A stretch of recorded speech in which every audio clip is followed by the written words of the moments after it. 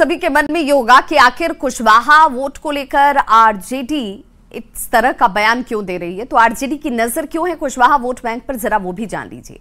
बिहार में जातीय गणना के साथ शुरू हुई सियासत को समझना बहुत जरूरी है। तो सबसे पहले जातीय गणना में कुछ बड़ी जातियों के आंकड़ों पर नजर डाल लेते हैं और इन आंकड़ों को जब आप देखेंगे तो आपको समझ में आएगा इसके पीछे का कैलकुलेशन। बिहार में सबसे ज्यादा अगर आबादी किसी की है तो वो है यादव समाज से आने वाले लोगों की, यानी कि यादव जाति की, जो तकरीबन 14.26% है। इसके बाद ब्राह्मणों की बात कर लीजिए जो 3.65% के तौर पर आंकड़े में सामने आई। राजपूत की संख्या 3.45% रही। भूमिहार की बात करें तो 2.89% इनकी संख्या दर्ज की गई। कुशवाहा समाज की बात कर लेते हैं तो कुशवाहा समाज 4.27% है, यानी कि यादव के बाद अगर ब्राह्मण, राजपूत और भूमिहारों की संख्या को देखा जाए तो उनसे कहीं ज्यादा कुशवाहा समाज के लोगों की संख्या है। कुर्मी जाति की संख्या की बात करें तो 2.87% इनकी संख्या निकलकर सामने आती है और इनमें से अगड़ी जाति यानी कि ब्राह्मण, राजपूत और भूमिहार को एनडीए का समर्थक माना जाता है, जबकि यादव को आरजेडी का एक कोर वोटर माना जाता है, सपोर्टर माना जाता है। ऐसे में आप समझ सकते हैं कि क्यों ये कुशवाहा को अपना दावा ठोक रहे हैं, क्यों कुशवाहा को लेकर ये कह रहे हैं कि भाई उनके साथ हम हैं और हमारे साथ वो हैं। अब इसमें जो बचे हुए हैं वो है लव और कुश, यानी कि कुर्मी और कुशवाहा। बिहार में कुशवाहा की आबादी 4.27% है। जो यादव के अगर वोट सीधे संख्या बल से अगर आप जोड़ेंगे तो उनकी संख्या के बाद आपको दूसरी सबसे बड़ी जाति के तौर पर और उस जाति की आबादी के तौर पर संख्या नजर आएगी। वहीं कुर्मी जाति के लोगों की अगर बात कर लें तो कुर्मी जाति की आबादी जो है वो 2.87% है। ये लव कुश समीकरण अब तक नीतीश कुमार के साथ चलता रहा है, जिस पर नीतीश कुमार हमेशा से ये दावा करते रहे कि ये हमेशा हमारे साथ खड़ा है। नीतीश कुमार ने इसी समीकरण के सहारे लालू परिवार के 15 साल के शासन को खत्म कर दिया और अब देखिए कैसे उसे अपने साथ जोड़ा जाए, इसकी कवायद नजर आती है। वोट के आंकड़े भी कुछ इसी ओर इशारा भी कर रहे हैं। अब ये कैसे इशारा कर रहे हैं जरा ये देख लीजिए। साल दर साल क्या स्थिति बनी, सर्वे एजेंसी के अगर आंकड़ों के आधार पर ही बात करें और समझने की कोशिश करें तो लव और कुश यानी कि कुर्मी और कुशवाहा वोट किसके साथ अब तक रहा है, तो लव कुश समाज ने 2024 में एनडीए गठबंधन को अपना 67% वोट दिया था, जो 2019 की अगर तुलना करें तो 2019 के चुनाव में 79% था। और ऐसे में अब आप समझ सकते हैं कि इस वोट बैंक पर नजर क्यों है आरजेडी की। वहीं अगर महागठबंधन की बात कर ली जाए, क्योंकि तुलना दोनों ही पार्टियों में की जाना बहुत जरूरी है, महागठबंधन की बात करें तो 2019 में महागठबंधन को 10% वोट ही सिर्फ इस जाति का मिला था। 2019 में हालांकि ये थोड़ी बढ़ी और 10 से 19% वोट जो है इस जाति का इन्हें हासिल होता है, लेकिन अब इससे ज्यादा की उम्मीद है और इसीलिए इसे साधने का प्रयास भी है। यानी 2019 के मुकाबले एनडीए को कुर्मी और कोयरी के वोट मिलने में 12% की कमी आ गई, लेकिन बढ़ने के बाद महागठबंधन को जो वोट मिला वो एनडीए से बहुत कम है। जो कटा वोट एनडीए का वो आरजेडी महागठबंधन के साथ गया, लेकिन इसके बावजूद वो उसके बराबर या उसके नजदीक नहीं पहुंच पाए। बिहार विधानसभा चुनाव में भी यही क्रम जारी रहा और एनडीए को लव कुश समाज के 51% वोट मिलते हैं, जबकि महागठबंधन को महज 16% वोट से ही संतोष करना पड़ा था। लेकिन लोकसभा चुनाव की क्या यही स्थिति थी, तो जरा वो भी देख लीजिए। लोकसभा चुनाव में महागठबंधन ने कुशवाहा जाति के 7 उम्मीदवार उतारे और उनमें से 2 को जीत भी हासिल होती है। 7 उम्मीदवार चुनाव मैदान में उतरे थे, लेकिन जीत हासिल हुई 2 को, और यही वजह है कि आरजेडी का जो पूरा फोकस है इस वक्त कुशवाहा वोट पर जाकर टिक गया है, ताकि इसे एमवाई समीकरण से मिलाकर सत्ता तक पहुंचा जा सके, उसकी ज्यादा गारंटी जो है वो पूरी की जा सके। ये कोशिश इस वक्त आरजेडी की तरफ से की जा रही है और इसीलिए कुशवाहा समाज पर उनकी नजर है। बीजेपी के राष्ट्रीय अध्यक्ष और केंद्रीय स्वास्थ्य मंत्री जेपी नड्डा 2 दिन के बिहार दौरे पर पहुंचे और पटना पहुंचने पर बीजेपी कार्यकर्ताओं ने उनका जोरदार स्वागत किया है। जेपी नड्डा इन 2 दिनों में 5 अस्पतालों का उद्घाटन करने वाले हैं। आज पटना पहुंचने के बाद सबसे पहले जेपी नड्डा सीएम नीतीश कुमार से मुलाकात करने पहुंचे और उसके बाद आईजीआईएमएस बने आई हॉस्पिटल का उन्होंने उद्घाटन किया, जिसकी तस्वीर भी इस वक्त आप देख पा रहे होंगे। 188 करोड़ की लागत से आई हॉस्पिटल का निर्माण हुआ है। साथ ही यहां जेपी नड्डा 800 करोड़ की योजनाओं का शिलान्यास भी करने वाले हैं।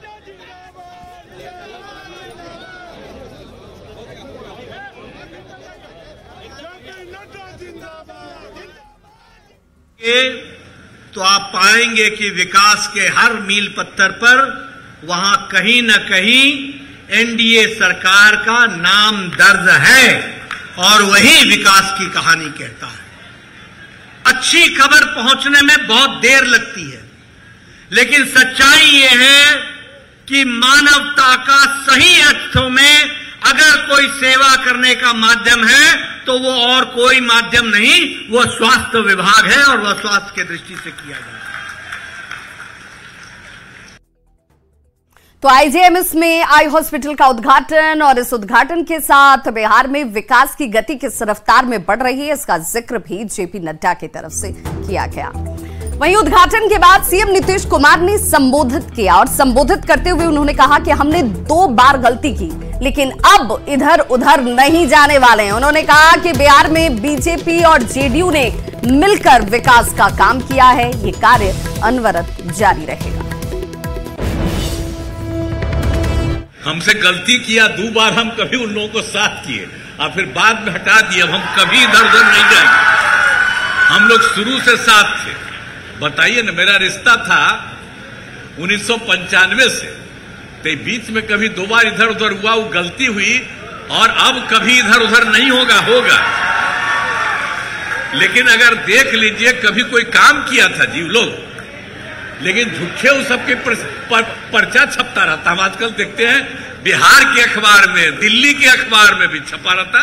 कोई काम किया है क्या? जो भी काम किया है हम ही लोग एक साथ थे, हम लोगों ने दोनों ने मिलकर के सारा काम किया है यहां, और उसी के चलते हुआ लोग अपना इधर से उधर जो भी लिया। तो नीतीश कुमार एक बार फिर से ये कहते नजर आए कि भाई अब इधर उधर नहीं जाएंगे, विकास का जो काम होगा वो सिर्फ और सिर्फ एनडीए की सरकार करती आई है, आगे भी करती रहेगी। जमुई के सदर अस्पताल में 10 बेड के आईसीयू वार्ड का उद्घाटन हुआ। केंद्रीय स्वास्थ्य मंत्री जेपी नड्डा ने वीडियो कॉन्फ्रेंसिंग के जरिए आईसीयू वार्ड का उद्घाटन किया। 10 बेड के इस आईसीयू मिलने से अब जिला वासियों को स्वास्थ्य सुविधा में एक बड़ा लाभ हासिल होगा। हालांकि आईसीयू वार्ड में अभी तक तकनीकी जानकार की तैनाती नहीं हो पाई है, यानी कि जो इसे संचालित कर पाएंगे उन टेक्नीशियन की अभी यहां पर व्यवस्था नहीं है। कुछ मशीन लगना भी अभी बाकी है, लेकिन जैसे ही ये पूर्ण रूप से चालू हो जाएगा उसके बाद जिले वासियों को इसका सीधा लाभ। जमुई जिले के लोगों को 10 बेड का आईसीयू सेवा मिलना शुरू हो गया है। हम तस्वीर दिखाना चाहेंगे सदर अस्पताल परिसर में, जहां पर आईसीयू वार्ड बनाया गया है। और जैसा कि देख सकते हैं कि जो केंद्रीय स्वास्थ्य मंत्री के द्वारा इसका उद्घाटन हो रहा है और उद्घाटन के बाद इसका सेवा मिलना शुरू हो जाएगा। हम तस्वीर दिखाना चाहेंगे कि जो आईसीयू वार्ड बना हुआ है, जो जमुई सदर अस्पताल परिसर के जो मुख्य भवन है जो अस्पताल का, वहां पर जो बना हुआ हम दिखाना चाहेंगे कि देख सकते हैं कि अत्याधुनिक मशीन, बेड और तमाम चीज़ों से लैस यह आईसीयू वार्ड बनकर तैयार है। 10 बेड का ये आईसीयू वार्ड है और जहां पर मरीजों को यहाँ पर मुफ्त सेवा मिलेगी। अभी तक जिले के किसी भी सरकारी अस्पताल में आईसीयू वार्ड नहीं था। एक्चुअली सरकार के दौरान तो इस आईसीयू वार्ड बनने के बाद जिलेवासियों को स्वास्थ्य के क्षेत्र में एक बहुत बड़ी सौगात जरूर हासिल होने वाली है। 7 सितंबर को केंद्रीय स्वास्थ्य मंत्री जेपी नड्डा दरभंगा पहुंचने वाले हैं। जेपी नड्डा यहां दरभंगा एम्स के निर्माण स्थल की जमीन और सुपर स्पेशलिटी हॉस्पिटल का लोकार्पण करने वाले हैं, जिसकी तैयारी को लेकर जिला प्रशासन ने सुरक्षा व्यवस्था का जायजा लिया। साथ ही रूट चार्ट के तहत रूट लाइन का भी निरीक्षण किया गया। जिला अधिकारी दल के साथ मौके पर पहुंचे और यहां पर उन्होंने सुरक्षा संबंधी कई जरूरी दिशा निर्देश भी दिए। बड़ी बहुत सुखद है। कल वो दरभंगा एम्स का भी देखने के लिए जाएंगे और मेरे ख्याल से उत्तर बिहार के लिए जो एम्स दरभंगा में बनने वाला है तो एक बहुत बड़ा गेम चेंजर होगा। कल वो देखने जा रहे हैं दरभंगा में, हम लोग भी वहाँ रहेंगे। खबर दानापुर से, जहां बेटा अंतर्राष्ट्रीय हवाई अड्डा निर्माण को लेकर गांव के किसानों ने अब मोर्चा खोल दिया है। किसानों का कहना है कि वो सरकार को अपनी जमीन किसी भी कीमत पर नहीं देने वाले। इसे लेकर ग्रामीणों ने मिलकर बैठक की। आपको बताते चलें कि केंद्र सरकार और बिहार सरकार के सहयोग से अंतर्राष्ट्रीय हवाई अड्डे का निर्माण कार्य के लिए जमीन की जरूरत होगी और ऐसे में जमीन अधिग्रहण की प्रक्रियाएं शुरू हो चुकी हैं। लेकिन एयरपोर्ट के रनवे के पास के गांव देवकुली, कोरहर, गोकुलपुर और मठिया तक गांव के जो लोग हैं वो इससे प्रभावित होंगे। गांव के प्राचीन बाबा महादेव मंदिर भी इस जमीन अधिग्रहण में जाना है, लेकिन ग्रामीणों ने अब ये साफ कर दिया है कि वो अपनी जमीन नहीं देने वाले। कि यहाँ पर घरों की संख्या देवकुली, कोरहर, गोकुलपुर, मठिया मिला के 500 घर होगा और डीएम साहब को पता नहीं किसने बता दिया कि यहाँ पर घर 8500 है। जब 90 घर को आप नहीं हटा सकते हैं तो 500 घरों कैसे हटाइएगा? हम लोग कहाँ जाएंगे? बार बार दंश झेल रहे हैं, हर बार दंश झेल रहे हैं। पूर्वज लोग हमारे झेले, एयरपोर्ट के लिए ही सारी जमीन चली गई। हम लोग के पास बचा क्या है? ले दे के गाँव में हम लोग बैठक इसलिए किए कि हमारे पूर्वज ही थे, पूर्व में ही 2 बार हमारी जमीन को छीन ली गई और आज फिर तिबारा हमारा जमीन को अधिग्रहण किया जा रहा है, जो कि हमारे पास जमीन है नहीं। हम खाएंगे क्या, जाएंगे कहाँ रहेंगे? घर भी बनाने के लिए जमीन नहीं रह पाएगा, कुछ भी नहीं रह पाएगा हमारे पास। इसलिए हम जान देंगे, जमीन नहीं देंगे। 2 बार हम लोगों का जमीन अधिग्रहित हो चुका है और पुनः फिर अधिग्रहण करने की सरकार की मंशा के विरुद्ध हम लोग। और नवादा से इस वक्त बड़ी खबर, जहां सोशल मीडिया पर एक वीडियो तेजी से वायरल हो रहा है जिसमें एक व्यक्ति देखिए दिन दहाड़े फायरिंग करता हुआ दिख जाएगा। कई राउंड फायरिंग करने का ये वीडियो सोशल मीडिया पर इस वक्त तेजी के साथ वायरल हो रहा है। ये वायरल वीडियो हिसुआ थाना क्षेत्र के लटावर गांव का बताया जाता है, जहां बालू के मुखबिरी के आरोप को लेकर गोली चलाई गई और धमकी दी गई। हालांकि न्यूज़ 18 इस वायरल वीडियो की पुष्टि नहीं करता, लेकिन वीडियो को देखकर कहना गलत नहीं कि बदमाशों में पुलिस का जरा भी खौफ नजर नहीं आता। गोलीबारी से गांव में दहशत का माहौल है और पुलिस मामले की जांच की बात कह रही है। आपको बता दें कि एक दिन पहले भी हिसुआ पुलिस ने इसी गांव से चोरी के बालू लदे 4 ट्रैक्टर को जब्त किया था।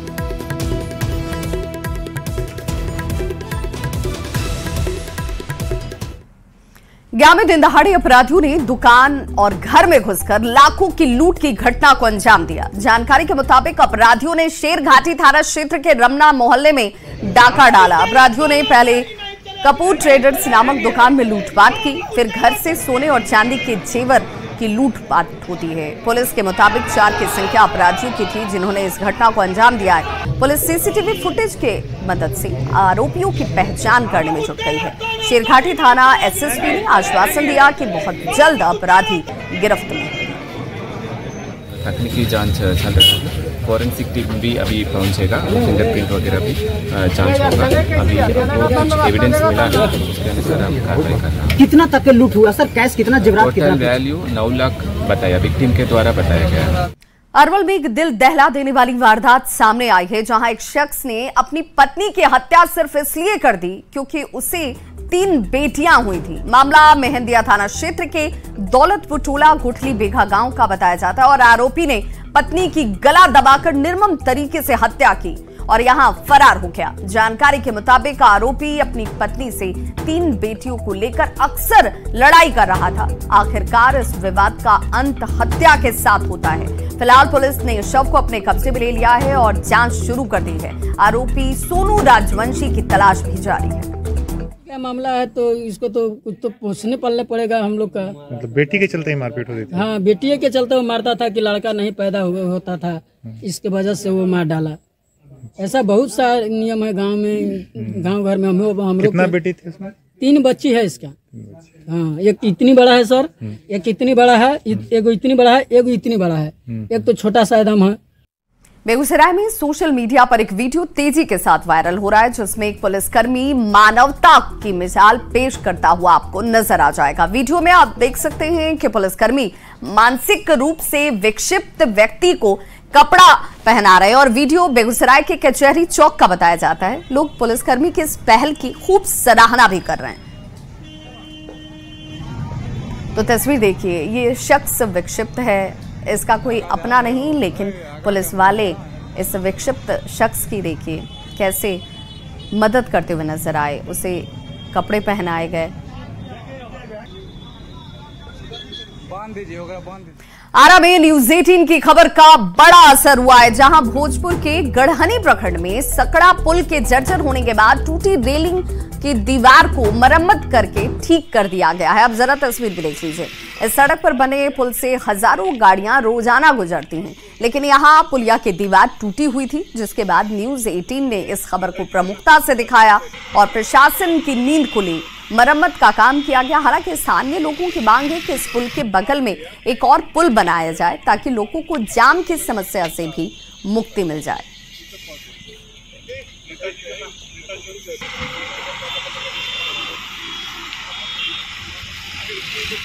तो इस बुलेटिन में बस इतना ही। चलते चलते नजर डालते हैं इस वक्त की हेडलाइंस।